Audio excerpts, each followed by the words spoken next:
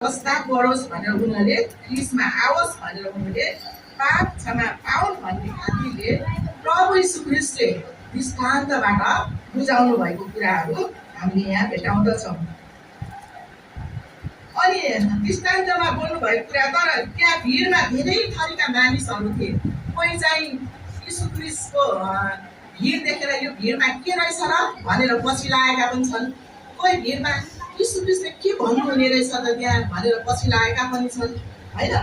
अनि कोही मानिस चाहिँ नि यीशु ख्रीष्टले साँचो वचन भन्नुहुनेछ र हामीले बुझ्नेछौँ भनेर पछि लागेका पनि छन्। धेरै किसिमका त्यो भिडमा मानिसहरू त्यहाँ भएको कुरा, यहाँ भिडको कुरा हामी सुरुमा पढ्यौँ, त्यहाँ चाहिँ नि हामीले बुझ्न सक्छौँ होइन। अनि त्यसकारण यहाँ के भनेछ, हेर्न त हेर्छन् तर देख्दैनन् भनिएको छ। त्यसमा प्रभु यीशु ख्रीष्टले दृष्टान्तमा भन्नुभएको कारण चाहिँ स्वर्गको राज्यको सत्यतालाई मानिसहरूले बुझुन् भनेर चाहनुहुन्थ्यो। आँखा छ, हेर्न त हेर्छन् तर के त देख्दैनन्, बुझ्दैनन् भन्न खोजे हो यो कुरा है।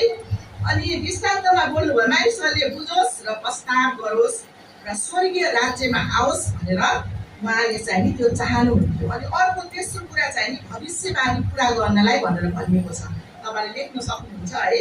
अनि यीशुले यी सबै कुरा मानिसहरूलाई, त्यो चाहिँ नि मत्ती 13:34 र 35मा लेखेको छ, यहाँ म पढ्छु। यीशुले यी सबै कुरा मानिसहरूलाई दृष्टान्तमा भन्नुभयो, बिना दृष्टान्त उहाँले तिनीहरूलाई केही पनि भन्नु भएन है। अगमवक्ताद्वारा यसरी भनिएको वचन पुरा भएर आफ्नो मुख दृष्टान्तहरूबाट बोल्नुभयो। संसारको उत्पत्तिदेखि लुकाइरहेको कुरा म जाहेर गर्दछु। हेर्नु त यहाँ भनेको छ। अनि भविष्यवाणी थाहा गर्नको लागि, भविष्यवाणी पुरा गर्नको लागि उहाँले चाहिँ